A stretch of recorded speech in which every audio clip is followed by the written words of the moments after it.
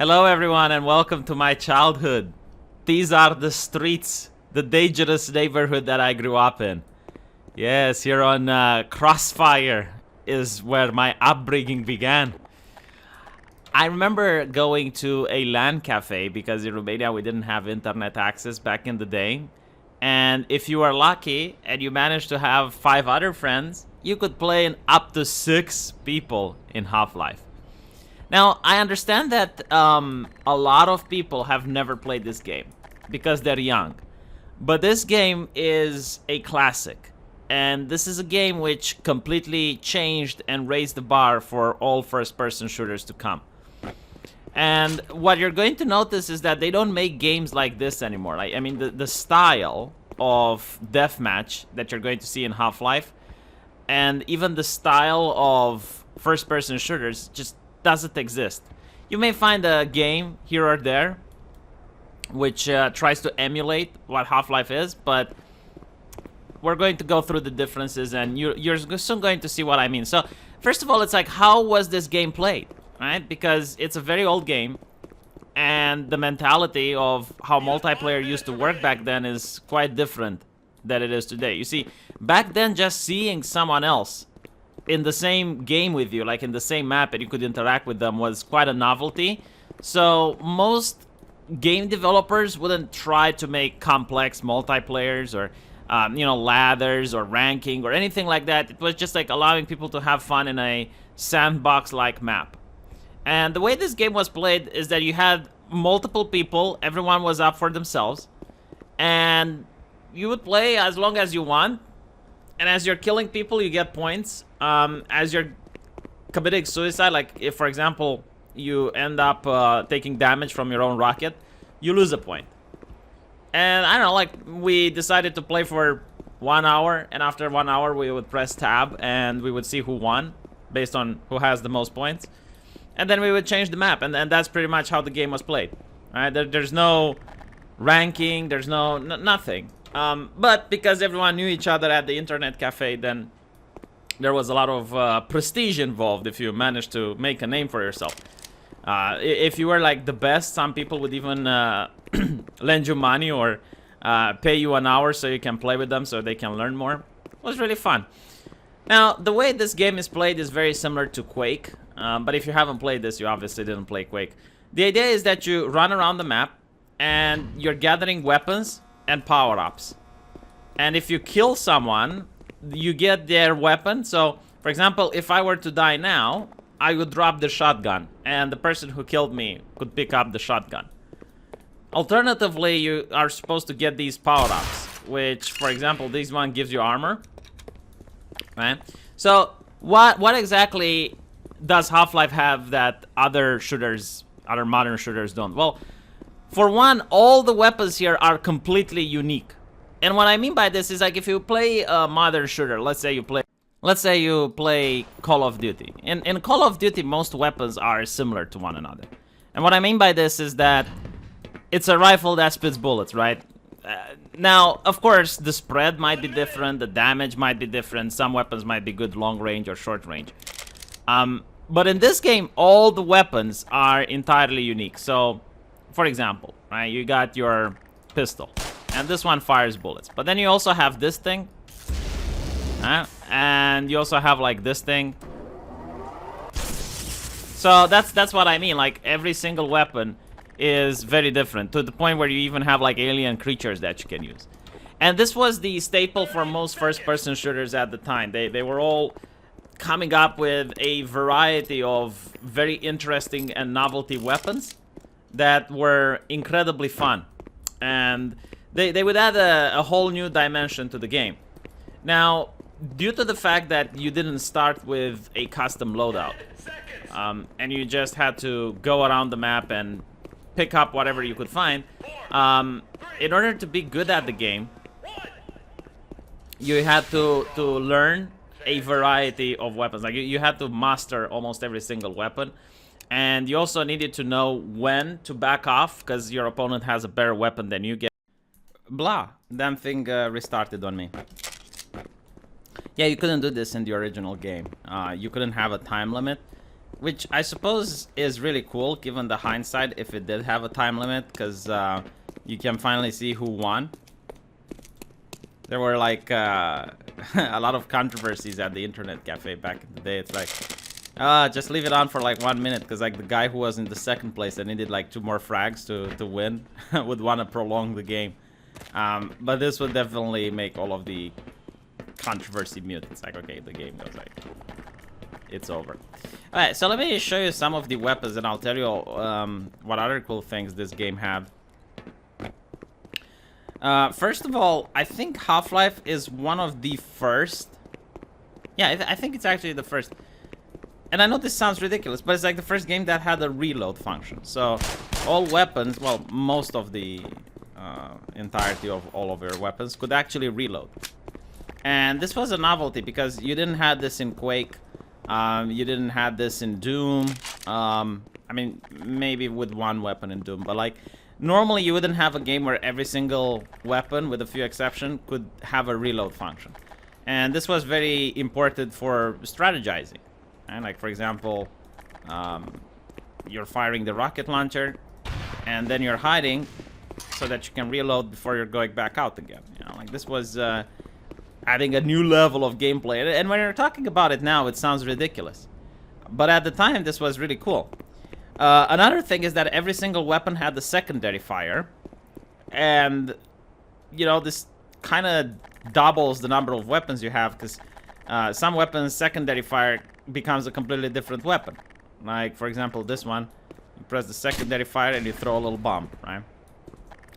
Now, another thing that this game had, which was revolutionary, is that the melee weapon actually did a lot of damage. Games before this, like for example Doom or Quake, the melee weapon was useless. It was basically like something that you use out of desperation because you got nothing else. But in this game, the melee weapon, the crowbar, did 25 damage. Look how fast it went.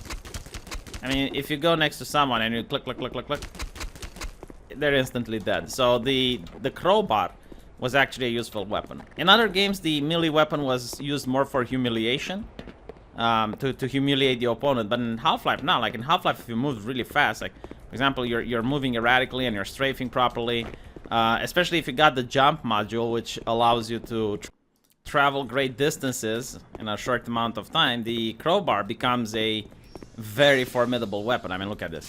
Oh, yeah, let me just see. All of a sudden, boom, I'm there, and click, click, click, click, click. Right, so the crowbar wasn't really a weapon used for humiliation purposes. It was actually a very useful weapon. Like, let's say I want to enter this room, and I know that someone else is in this room. Shooting him with the gun actually does less damage than if I just go at him with the crowbar. Click, click, click, and he's dead. So it became an actual useful weapon. The second weapon is the handgun, and the handgun is really interesting because I never, like, here's the thing. Back then, you didn't have walkthroughs. You didn't have any way of knowing. You had to discover almost everything for yourself. And I was wondering, like, why is it that the secondary function allows you to fire so rapidly, while the primary function fires slowly? And I was thinking, like, why would you ever want to use the primary function? Why can't I just, yeah? And again, like, I couldn't experiment with this a lot, because when you went at the internet cafe, you paid for an hour, so, you know, you wanted to get most of that hour. You wouldn't just play by yourself in a game. You wanted to go into a multiplayer match or something. So I couldn't experiment at home. But later on, I figured out, and like once I figured out, my gameplay improved dramatically. The primary way of fire fires very accurately. And this is, again, like it's Half-Life source, but in the original, the bullets would almost all go into the same place. So you just have like this, you know, from almost any distance. And this became one of the best weapons for me. I would use the handgun more than other weapons most of the time, just because it was so accurate. And if you are really good with aiming and you could get headshots, the handgun becomes one of the most versatile weapons in the game. I would say it's one of the top 5 weapons by far. Especially if you're fighting at range. So if I'm at this level, I would rather use the handgun than most other weapons. Now you have another handgun which has a zoom function. And this one is better for, you know, getting headshots and firing at long ranges.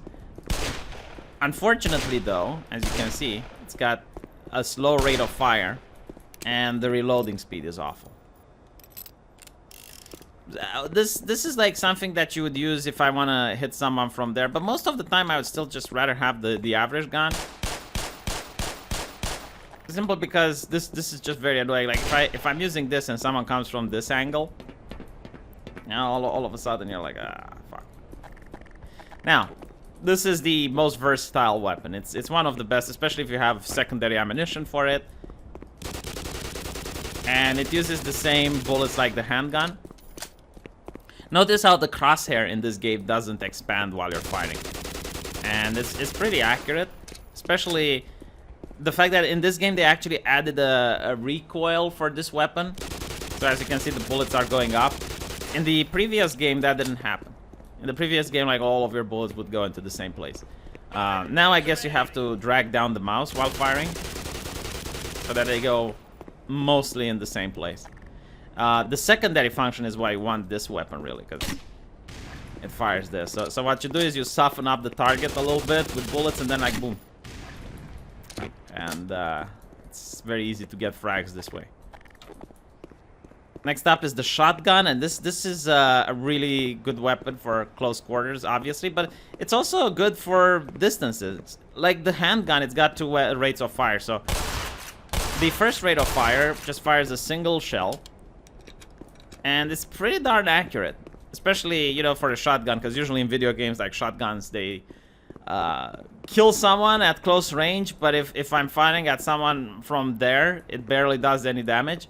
Not in this game. I mean, if you're fighting like this, as you can see, the spread isn't that wide, and you do decent amount of damage. But why you really want the shotgun is for the secondary. As you can see, it fires 2 bullets at a time. The spread is enormous, though,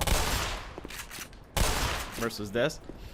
And it also has a very slow rate of fire. Like, if you're firing with the primary versus if you're firing with the secondary. And this is the reloading speed. This is, in my opinion, the best weapon in the game. Other people contest me. They will say that the next one that I'm going to show is the best. But no, I definitely think this is the best weapon. And there's a trick to it. Once you master it, you become a god at this game. If you fire with it in the primary function, it fires like some explosive... Yeah, it's got like some explosive AoE damage. But it does very little damage to the health bar. So you never want to fire it in the primary mode. What you want to do is fire it in the secondary mode. And in the secondary mode, it's like a sniper. In fact, it is the sniping weapon of this game. So the problem is that when you're in secondary mode, you don't get to see really well what's in front of you. So the trick is to not use it in the zoom function, but just click secondary and fire immediately. So use the primary function in order to target, and then press both buttons at the same time. And it's one of the most accurate weapons in the game. It does enormous damage. I think if the opponent doesn't have armor, you're going to one-shot, one-kill. Like, say I want to hear the grate over there, right? See? That's how you do it. Rather than doing this, you know, it's a lot more difficult. But yeah, so this is, in my opinion, one of the best weapons in the game. Like, this is the weapon that I used to master, and I wasn't just camping with it. I would literally just walk around like this, and I had the reaction time that if someone would come up in front of me, I would be like, for example, like this, I'd be like, boom. And a lot of people were impressed with my godly abilities. Other people argue that this is the best weapon in the game, and I kind of see their point. So this is a weapon that has the primary fire, which looks like this. But you don't want to use it for the primary fire. You want to use it for the secondary. So the secondary just spins around and then fires a powerful beam. And it also does immense damage. You get one shot, one kill. The disadvantage is that if you charge it too much, it damages you. So, let's see if they kept that in this game. Yeah. So as you can see, it does damage to you if you spin it too much. Another disadvantage is that the sound it makes. It allows people to hear that you're coming. So you don't really want that. It's got another advantage though. It passes through walls. It's the only weapon in the game that can do this. So I don't know if you can see it. Now you can't see it, but trust me, it does pass through walls. So if someone is in this room, all you do is you spin it a little bit. And another thing it does, it allows you to rocket jump. Like that. Now, let's go to other weapons. The rocket launcher is really cool. This one allows you to guide the rocket. Okay, I teleported. But as I was saying, the red dot was very useful so you can actually guide the missile. And this missile would pretty much one-shot, one-kill anyone that didn't have 100 armor. And it was very difficult to dodge. So let's say someone tries to climb up the stairs as I fire it, and you can just guide it properly. The only disadvantage is that people see the dot, as I mentioned. And you can also get, let's say that you're fighting with a sniper there. So you don't want to just sit here and guide the missile all the way to him. So what you do is you turn off the dot, then you fire and you do like this. Because if you have the dot on and you do like this, then you're going to miss. All the weapons required a little bit of skill. Not a lot, but it was important that you understand the weapons to be good at this game. This weapon was considered to be very powerful. I think like the game tried to imply that it's actually the most powerful weapon in the game. And while it did a lot of damage, and it was, you know, pretty easy to use, didn't require a lot of aiming, the problem was that it consumed the same bullets like this weapon. And this weapon, in my opinion, is a lot more superior. So, you know, like this was fun. Like if you get it that you don't have anything else, you can just kill a couple of people with it. But the moment you got this, you wanted to stop using the previous one. And then there are a couple of other interesting weapons. Like this one, for example. It's called the Alien Hand. And the Alien Hand would fire these little buzzing insects that had homing tracking to them. Like they would actually be impossible to strafe or dodge if you fire them in the primary fire. And as you notice, the ammunition replenishes itself as well. So it's one of the... I can't say it's like the strongest weapon in the game because the rate of fire is quite small and people can kill you easily, but it's a very noob-friendly weapon. Like if you're just trying to get into the game, this is definitely something that's very easy to use, doesn't require any aiming. You just have to focus on strafing and avoiding getting shot while you're shooting at other people. So it's a great newbie-friendly weapon. And the secondary fire unleashes all of the projectiles. But as you can see, they're not accurate anymore, and they lose their homing ability. Yeah, the reason this weapon is really bad, in my opinion, is that it's got low DPS. And by the time like you're firing it, people know where you are because it leaves like this little trajectory. And if someone else has a crossbow or even like the handgun, they're going to get an advantage on you if they're a good player. Now this is one of the worst weapons. It's not the worst in the game, but it's not a really good weapon either. So as you can see, it's a grenade. You just throw it, and after a while it explodes and it does damage. Now obviously a lot of people can be caught by surprise and they can take a lot of damage, but most people see it, they know it's coming, and they can just move out of the way. And again, like this is a game where people die really fast, so by the time you're jerking around with the grenades, people notice where you are and you can get a shotgun to the face, and it's hasta la vista. Now even if you're experienced and you know how to cook it so you can throw it at the right time, the same problem applies. It takes a lot of time to just stay there with the grenade in your hand to try to make someone's life miserable, and it's just not worth it. There's other weapons that are far more effective. I suppose, like, if there's a sniper here and you noticed it, you can cook the grenade and then you throw it, so it's got its uses. But again, like, take into account you actually have to go and select the grenade. You got it on, you're throwing it, and then you gotta go and select the weapon. It's not like most modern shooters where there's like a button for the grenade and you just press the button and your character throws the grenade. So yeah, in my opinion, it's one of the worst weapons in the game. It's not the worst, because the worst is this. Now, this is just like a fun gimmick. But if you manage to die to this, like, people would laugh at you. So, the way it works is that you throw the little critter. And then the little critter just starts patrolling around.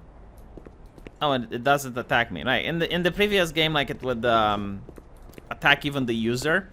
So, if you threw a lot of them, they would just start going around and potentially attack you as well if they didn't have any other targets. But they never did a lot of damage.